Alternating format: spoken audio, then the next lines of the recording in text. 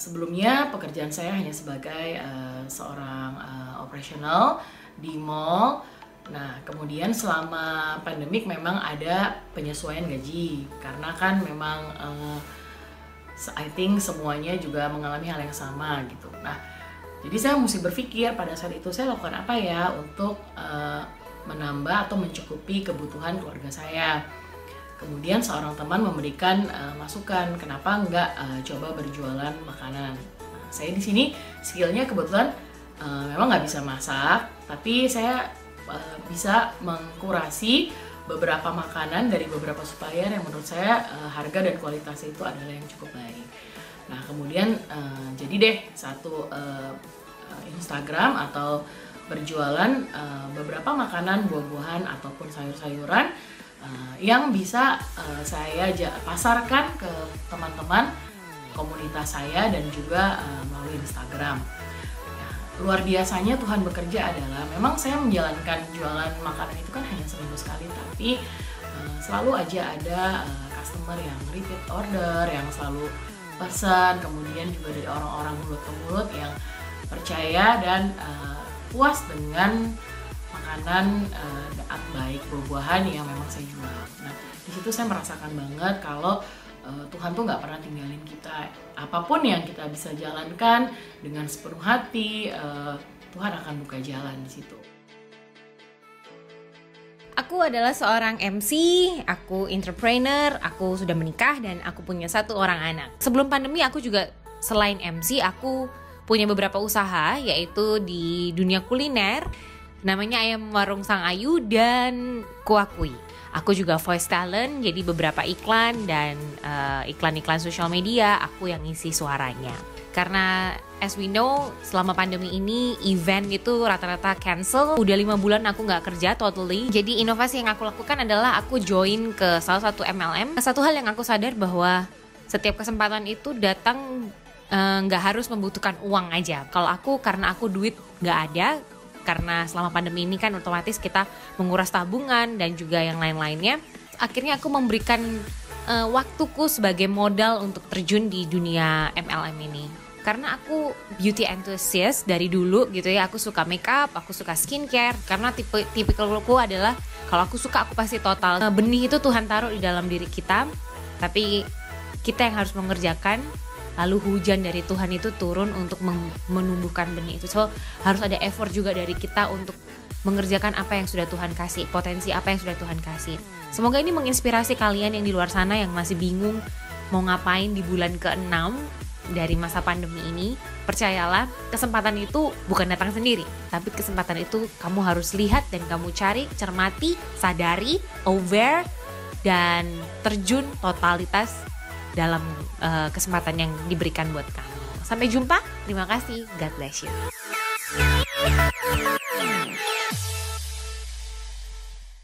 Very interesting. Pada waktu saya melihat ada orang-orang yang tidak menyerah, kalah gitu ya di tengah-tengah kondisi yang tidak mudah. Saya percaya bahwa saya ini kayaknya semangatnya juga terbakar gitu. Walaupun saya adalah seorang hamba Tuhan, kami juga tidak mempunyai bisnis, tetapi kami juga nggak menyerah loh. Ada hal-hal yang banyak yang sekali kami lakukan. Dan sehingga puji nama Tuhan saya katakan sampai dengan hari ini pelayanan kami bisa survive ya. Belajar kembali dari 3 orang narasumber yang luar biasa. Back to Billy Kurniawan, kita percaya bahwa orang muda ini adalah waktunya kita punya kesempatan untuk mempergunakan, memaksimalkan potensi yang Tuhan berikan kepada kita. Back to Billy, apa kabar Billy? Are you there? Baik, halo semua. Right. Nah, Billy, di tahun 2020 seharusnya ada satu goal nih yang kami pelajari bahwa janji jiwa itu ada satu aim yang very optimis yang harus diraih gitu loh. Bisa cerita nggak tentang itu? Oke, jadi mungkin di salah satu plan kita, our dream lah ya, sebenarnya mungkin menjadi salah satu brand lokal Indonesia yang bisa ada di luar negeri gitu. Wow. Itu menjadi salah satu mimpi kita dari awal. Yeah, so you were thinking of going global, is that right? Betul. Ya, tetapi kemudian rencana bagaimana nih? Apakah itu bisa tercapai atau mandek tengah jalan? Oke, jadi memang kemarin sudah ada planning ke arah sana dan memang sudah ada interested parties yang tertarik gitu. Tapi mungkin memang ya semua itu udah ada waktunya gitu ya. Jadi mungkin karena pandemi juga itu semua di hold dulu. Jadi ya buat sementara kita memang balik lagi apa yang kita bisa lakukan gitu. Jadi sekarang kita prepare aja biar ketika nanti kita ada kesempatan lagi diberikan ya kita udah siap gitu. Ya, kami juga mendengar bahwa kamu adalah salah satu perusahaan startup ya. Banyak anak-anak muda yang punya mimpi gitu. Gua pengen punya startup ini, punya startup itu. Karena kayaknya punya startup tuh keren banget gitu loh. So, bisa cerita nggak what is the beauty and the mystery of startup company ini dari versi seorang Billy? Oke, startup itu memang lebih ke arah spiritnya ya, dimana kita semuanya itu sangat-sangat efisien, sangat-sangat lean ya. Jadi kita we have to make do. Artinya apa? Dengan apapun yang kita punya ya kita harus bisa mengerjakan itu semua gitu. Jadi semuanya kita mulai dari kantornya yang penting kecil tapi yang penting efektif, dari timnya kecil tapi yang penting orang-orangnya kita benar-benar bisa kerja sama dan semuanya diperhitungkan gitu. Tapi yang serunya ya memang semangat untuk membangun bareng itu ya, itu yang menjadi kayak salah satu menurut saya yang sangat-sangat menjadi startup spirit gitu di sana sih itu. Ya, dan kemudian tentunya kalau startup kan harus ada accountability karena duitnya istilahnya dari awal bukan duit kalian sendiri. Mungkin pada waktu kedai pertama dibuka duit kalian sendiri, tapi kemudian untuk ekspansi yang demikian mahal gitu. Bisa cerita nggak how you guys are thinking to be accountable kepada para misalnya orang-orang yang punya duit atau di angel investors gitu loh. Oke, so kalau in our case itu mungkin para mitra kita ya. Jadi we have our value juga, which is yang a cup to partners, itu dimana kita selalu memberikan ya suatu nilai dimana support kita kepada para partner kita, dimana kita harus ensure that kita punya bisnis itu responsible. Artinya apa? Bisnis model dan setiap decision yang kita buat itu harus bisa menguntungkan untuk para partner kita gitu. Jangan sampai whatever that yang kita lakukan itu malah merugikan buat mereka gitu. Jadi ya itu prinsipnya, asalkan itu prinsipnya win-win situation buat dua-dua parties. I think it's a very good terms ya antara partner seperti itu. Ya, nah mau bertanya juga sama Billy nih ya. Jadi 2020 ini karena kita semua seluruh dunia harus mengalami pandemik ya kan. Jadi kan cita-cita untuk go global buat Janji Jiwa sementara harus on hold. Tapi bagaimana Janji Jiwa sekarang ini tetap stay on the game? Bagaimana supaya tetap positif, bisa di-sharekan nggak kepada kami semua? Jadi ada beberapa action yang kita memang ambil ya ketika pandemi ini terjadi gitu. Di awal itu memang ada sedikit ketakutan atau kecemasan gimana kayak banyak yang bilang kayak bisnis F&B itu terjun payung. Ya memang itu kita rasakan juga gitu karena banyak sekali properti yang berada di tempat-tempat seperti gedung kantor, di mall kan memang harus tutup gitu ya. Dan karyawan kan nggak mungkin di PHK gitu. Jadi ya memang itu menjadi salah satu ketakutan sendiri gitu. Tapi yang kita pelajari adalah nggak ada gunanya ketika kita berada di negative thoughts terus gitu. Jadi saya juga di blast gitu dengan adanya komunitas yang selalu ngomong kayak okay, make the best of the situation, we have to think positive, berdoa nanti hasilnya pasti ada gitu. Jadi what we do is kita membuatlah gitu. Mungkin tadi ada sesuatu yang healthy ya. Mungkin tadi juga ada Kak Dewi kalau nggak salah itu dengan jamu ya, dan lain-lain. Kita juga ada mengeluarkan kerjasama dengan kebetulan ada perusahaan yang ngajak kita kerjasama. Waktu itu ada salah satu perusahaan farmaceutical yang besar, tapi mereka mempunyai produk minuman, air kelapa, dan juga ada produk-produk seperti jahe gitu. Dan di sana kita kolaborasi, kita ingin berinovasi untuk membuat produk-produk yang bertema kesehatan gitu. Nah, di situ yang saya bilang kita harus punya adaptasi ya terhadap situasi yang terjadi gitu. Di satu sisi lagi, ketika pandemi ini yang namanya sales, yang namanya omset pasti turun gitu. Tapi di situ saya berubah fokus juga gitu. Fokus yang tadinya kepada sales, kita rubah ke fokus on people. Artinya apa? Dimana kita juga Janji Jiwa punya platform, salah satu platformnya itu adalah Instagram ya. Itu kita punya lebih dari 400.000 followers sekarang. Jadi that's what we think. Apa sih yang kita bisa pakai untuk membantu customer-customer kita? Gitu. Jadi di situ kita memberikan kesempatan untuk customer kita yang mempunyai bisnis rumahan dan lain-lain itu untuk post ke kita. Nanti kita bantu untuk sharing di platform-platform yang kita ada. Gitu. Jadi di satu sisi kita tidak memikirkan profit, tidak memikirkan apa, tapi membantu untuk para customer kita bisa survive together through this pandemic. Dan seperti itu ternyata sangat-sangat diapresiasi oleh para customer kopi janji jiwa. I see, that's good. Ada nggak maksudnya kalau misalnya ini pemirsa yang nonton mungkin banyak nih, ada beberapa yang mungkin mencoba untuk bisnis dan kemudian gagal. Sebenarnya resep untuk berhasil dalam suatu bisnis ini dari perspektifnya seorang Billy ini apa? Bisa ajarin kami nggak? Kalau aku sih paling gampangnya, simpelnya ya, itu adalah fokus kali ya. Jadi gampang sekali kita lagi menjalankan sesuatu itu, whatever is going, ketika itu bagus misalnya ya, itu sangat gampang sekali ada distraction dari kiri dan kanan. Artinya apa? Ada ajakan misalnya, oh kita buat produk ini lagi yuk, kan ini udah sukses. Yuk kita buat ini lagi yuk, yang jalan yang lain yuk gitu. Dan kita kadang-kadang memang gampang untuk termakan ajakan itu.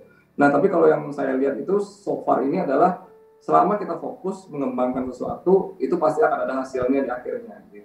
Betul. Dan kemudian Bill, kalau misalnya ini saya yakin kamu punya analisa dan yang lain-lain, mungkin kamu udah punya inilah inside story of what is going to happen mungkin 3 bulan lagi atau 6 bulan lagi. Bagaimana kamu melihat kondisi perekonomian Indonesia nih? Mungkin Billy bisa share kepada kami yang nggak punya informasi sebanyak Billy. Silakan. Efek dari ini semua sih mungkin masih akan terasa mungkin sampai pertengahan tahun depan ya. Tapi I believe kayak banyak banget ngelahirin entrepreneur baru yang semangatnya luar biasa. Jadi saya rasa buat survival, buat homemade products dan buat semuanya yang berada di orang kan sekarang pengen merasa aman ya. Jadi banyak sekali produk-produk yang dijual di luaran tempat keramaian melalui online dan segala macam, itu akan menjadi center sesuatu. Jadi delivery tetap akan menjadi salah satu poin yang paling penting sampai tahun depan sih. Itu salah satu faktor platform penjualan yang paling akan efektif. Ya, menarik banget. Terima kasih. Kita akan we'll get back to you again ya Billy ya. Oke. Wow, kalau gitu jualan dari rumah katanya homemade products, berarti kalian sudah di jalur yang tepat nih ya, puji Tuhan ya. Kembali ke Debbie. Kamu pas awal mulai jualan pempek dan ikan itu, saya lihat di story kamu mulainya dengan satu kulkas kecil, bener nggak? Iya benar. Sekarang udah berkembang jadi berapa? Tadinya kulkasku kecil, freezerku kecil banget, 200 liter. Okay. Terus karena permintaan banyak jadinya 1000 liter sekarang. Punya dua kulkas, satu 1000 liter, satu 200 liter. Iya. Jadi 1,2 banyak 1200 ya? 200 liter sekarang. Ya. Wow. Jadi 6 kali lipat nih dari semula pada waktu kamu jadi startup pempek gitu. Iya. Oke, kalau misalnya ada investor nih, kayaknya menarik nih pempek nih. Kita invest yuk ke Debbie ini ke pempek Cynthia ini gimana nih? Boleh nggak nih? Puji Tuhan. Ya. So rencana kamu ke depan apa nih? Kan tadi dikata ini bahwa pandemik, kemudian kira-kira masalah bisnis dan dampak ekonominya masih sampai dengan pertengahan tahun depan nih. Kira-kira dengar kayak gini kamu gimana nih? Berarti nggak bisa jalan-jalan loh. Ya sudah pasrah aja ya. Tapi gini aja sih, sebenarnya kalau saya pernah berbicara sama pasangan saya bilang gini, selama 2 tahun mungkin akan 2 tahun mungkin ya 2 tahun yang akan kita lewati pandemi ini. Kalau memang nggak bisa kemana-mana, mungkin memang ini saatnya kita harusnya fokus sama kerjaan yang sekarang ada, yang di depan ada, dan memang nggak bisa kemana-mana, itu waktunya kita hemat, bisa nabung jadinya. Setelah udah melewatin 2 tahun ini mungkin udah ada vaksinnya dan kita udah bisa kemana-mana, ya kita udah bisa jalan-jalan lagi dengan apa yang kita tabung sekarang. Gitu. Iya. Kalau Dewi Guna bagaimana? Apanya nih kok? Ya, jadi kan istilahnya dari rencana bisnis jamu nih. Ini kita dengar nice story nih bahwa dari hasil bisnis jamu yang mungkin orang kayaknya bisnis jamu nggak menjanjikan deh, nggak mau deh. Terus bisa share nggak berkat-berkat Tuhan seperti apa yang Tuhan terjemahkan melalui jamu ini untuk keluarga kamu? Oke. Jadi sebenarnya lewat jamu Dewi ini satu hal yang visi saya itu adalah lebih ke spiritnya kok. Jadi kenapa Dewi? Bukan cuman karena asalnya dari nama saya gitu ya, bisa aja Dewi Jamu gitu ya. Tapi Dewi itu kan goddess ya. seorang perempuan yang dimuliakan di rumahnya, itulah tujuannya gitu. Jadi saya pengen tujuan saya tuh jadi ibu rumah tangga yang baik, jadi istri yang cakap gitu ya, jadi wanita yang disayang sama suami dan anak-anak gitu. Dan saya kepengen teman-teman saya ibu rumah tangga di luar sana pun dengan apa aja yang ada di tangannya dia bisa berbuah gitu. Even jadi lewat jamu ini saya pengen nularin, saya dari dapur loh, saya cuma pakai kedua tangan saya dan alat-alat masak yang seadanya, saya bisa menghasilkan sesuatu gitu. Dan kalau ditanya udah setahun lebih ya kok ini ngerjain jamu gitu ya. Hasilnya 6 bulan pertama itu laku nggak laku gitu kan. Jadi sistemnya itu saya open PO ya. Kalau nggak laku diminum sendiri gitu. Oh iya, itu emang tujuannya kan. Makanya sekarang masih tetap slim gini ya. Betul ya. Sampai 3 ya kok. Anaknya 3 loh. Berarti Dewi jamu nih berguna banget, kalian sukses nih. Betul kan? Nah, dulu saya tuh cuman punya modal persistence aja. Jadi saya bilang sama suami saya, tenang ya. Kalau laku cuman 1 botol, saya percaya 1 botol itu jadi benih kesehatan buat orang yang minum gitu. Jadi, nah ini juga, ini kesaksian buat saya. Saya tuh pelayanan nyanyi ya. Tapi saya tuh orangnya kurang comfort untuk doa yang lama-lama. Ya ikut doa gitu ya. Tapi kalau disuruh doa, tapi justru lewat waktu saya ngaduk. Itu sambil doa ya Wi? Itu saya sambil doa, awalnya doa supaya laku kan. Tuhan semoga ini satu panci gede nih bisa laku habis dalam 2 hari, 3 hari gitu kan. Orang yang minum bisa sehat, bisa bugar, bisa beraktivitas dengan baik gitu. Jadi saya mikir, saya jadi ketawa sendiri. Ya ampun Tuhan, kok saya jadi pendoa syafaat ya? Jadi maksudnya ada tujuan Tuhan yang lain. Iya benar. Kalau jadi artis suruh jadi pendoa syafaat gimana gitu kayaknya ya. Dan lewat jamu ini juga saya mau menularkan spirit appreciate the little things gitu. Jadi kalau 2 laku, 3 botol yang laku, it's okay. Itu tadi kayak saya bilang itu benih kehidupan, benih kesehatan buat orang-orang. Dan saya kumpulin receh demi receh. Cidebi kan kemarin lihat, wah udah renovnya teras sih, halaman teras belakang ya. Cuman jadi cozy banget. Ternyata bisa diginiin ya gitu. Saya kumpulin setahun ini. Itu hasil jualan jamu ya Wi? Kamu gak minta duit sama suami kamu kan? Jujur saja sih 90%. 10%-nya ternyata di luar budget, ya udahlah. Tapi saya nggak nyangka, pakai bisa dari jamu saya kumpulin. Wah, kalau dari nyanyi kan misalnya ada persembahan, ya masuk ke rekening bersama ya. Nah memang khusus jamu ini saya pisahin gitu ya. Jadi kayak orang kan langsung ngasih cash gitu kan. Saya langsung simpan, masukin ke ininya gitu. Jadi tahu gitu ya masuknya berapa gitu. Dewi memulai jamu ini belum tahu kalau pandemik akan datang gitu kan.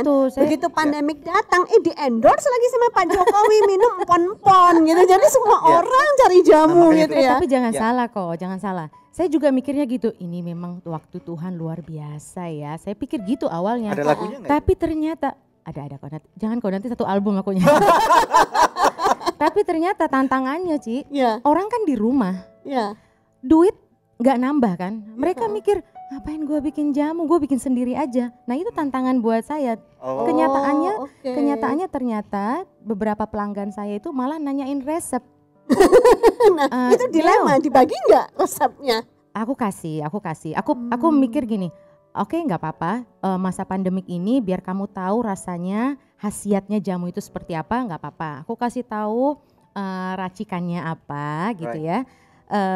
Nanti kalau kamu udah balik kerja, kamu udah nggak punya waktu untuk bikin jamu, kamu beli lagi di aku gitu. Klien ya. Iya. Jadi ya soft sellingnya gitu. Nggak apa-apa, setahun ini, 2 tahun ini kamu kerjain sendiri, kamu bisa tahu khasiatnya, tapi kamu jadi appreciate jamu gitu. Kayak kopi tadi, kopi itu jamu loh. Iya, saya setuju, betul. Kopi Karena itu jamu, antioksidannya tinggi banget. Cuman dia exclusively pakai nama kopi gitu. I see, oke. Gitu. Nah, mantap banget. Pempek juga jamu ya, tapi exclusively pakai nama apa? Ya, pempek ini loh jamunya, ini loh. Namanya banyak itu. Oke. Nah, ini kembali kepada Billy dulu. Bill, apa kabar Bill? Masih di sana? Ya. Nah, Bill dari dari 3 narasumber ini sepertinya karena scoop kamu lebih lebar nih, lebih luas nih.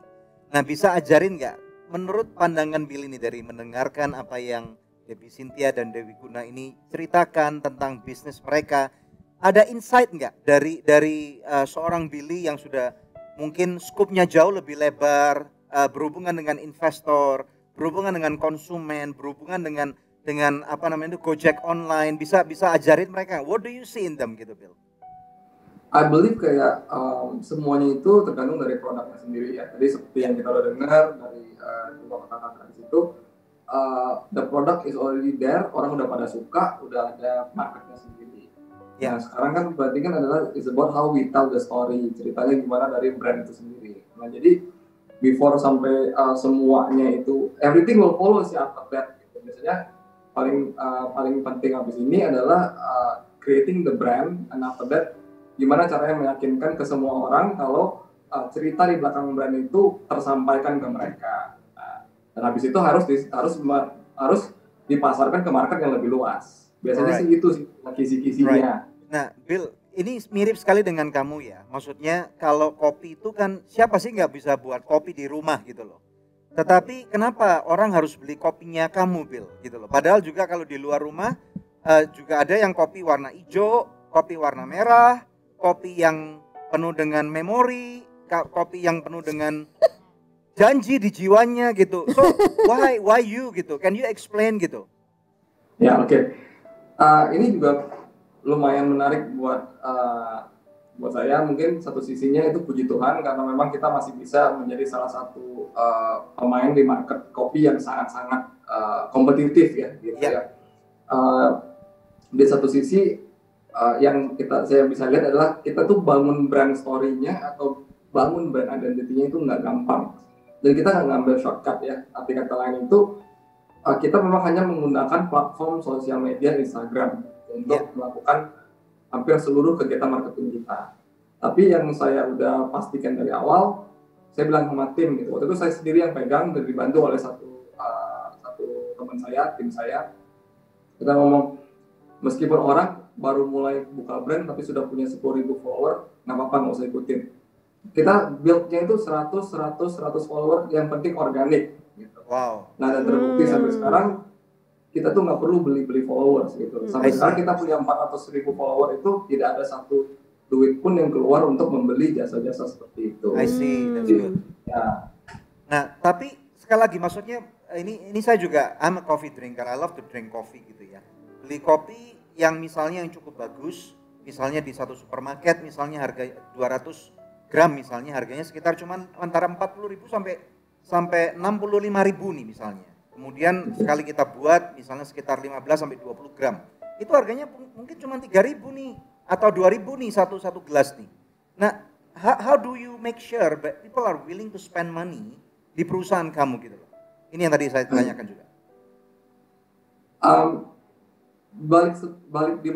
Di balik setiap purchase itu pasti ada customer decision ya. Customer decision itu kan berdasarkan mungkin dari produknya, availability-nya, itu pasti pricing-nya, dan of course dari konsistensi dan quality. Gitu.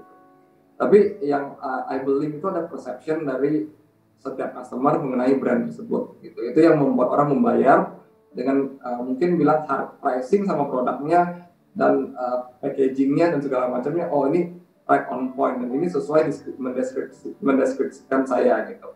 Jadi di sana juga kita janji jiwa sendiri, kita selalu mengemphasize ya kalau kita itu beans to cup. Artinya apa? Kita itu sourcing kopi kita sendiri dari petani, kita roasting sendiri dan kita langsung sajikan ke para customer. Jadi itu selalu yang kita infokan dan itu kita buat videonya, kita berikan education, kita berikan cuplikan-cuplikan mengenai itu semua. Jadi customer kita sudah tahu dan yakin ini produk mereka datang dari mana sih. Jadi mereka sudah tahu. Ya, jadi educate klien ya. Tadi ini ada kemiripan nih. Nah, ini misalnya tadi saya tanyakan kepada bagaimana membantu dua teman kita nih ya. Kalau misalnya Debbie Cynthia nih, Pempek Cynthia nih. Ini produknya kayak gini, Bill. Can you give your review, business insight review nih? Coaching gratis boleh ya? Boleh nggak, Bill? Coaching boleh, gratis. Boleh. Nah ini menurut kamu Pempek Cynthia nih dari packagingnya seperti ini nih, bisa di close up nih. Nah, logonya menurut saya cukup menarik. Logonya kayak gini, ada ikannya, ada pempek Cynthia, and ini kayaknya hasilnya juga cukup bagus gitu, udah digorengin. Nanti mungkin tinggal masuk microwave ya ini ya. Langsung dimakan juga bisa. Oke. Ini kalau tinggal nggak pakai pandemi, sausnya. saya buka langsung saya makan nih. Karena nanti supaya nanti nggak kotor nih. Nah, what do you think about this? Ini sausnya kayak gini nih. Ini ada juga yang frozen nih. Nah, kayak gini nih frozen. So, what do you think? Gitu. Nggak gitu, aku nggak gitu kelihatan ya. Tapi kalau dari my perspektif ya homemade food gitu atau originality, authenticity-nya itu harus diangkat banget karena ini emang kan itu yang dijual ya. Maksudnya keasliannya, datang dari mana, ingredients-nya itu harus diangkat terus dalam bentuk branding. Secondly, mungkin dari segi packaging and branding mulai diinvest di designer style quality sedikit biar lebih modern dan lebih bisa menonjolkan cerita-cerita yang pengen diangkat. Misalnya memang Palembang misalnya, banyak unsur-unsur Palembang yang bisa taruh di sana atau unsur-unsur yang mendeskripsikan dari ownernya itu bisa ditaruh di sana juga. Jadi produknya selain enak, berkualitas, tapi juga memiliki identity sendiri gitu yang bisa dibedakan dari brand-brand pempek yang lain. Alright, good. Thank you for the business insight. Nah ini sekarang nih untuk Dewi nih. Gimana nih? Kalau untuk jamu ya? Yang ini jamunya. Plastik, Bill. Ini plastik nih. Yang ini beling. Ini bedanya apa sih? Kenapa beling, kenapa plastik? Emang jualannya sih yang kaca, tapi beberapa, kalau saya kan di BSD, kalau pengiriman ke Jakarta kadang lebih berisiko, jadi ada yang pilih dari plastik. Okay. Oh oke. Ini boleh nggak dikomentarin sama? Oh boleh. Pilih. Ini coaching gratis loh nih. Ini seorang ini perspektif aku aja ya.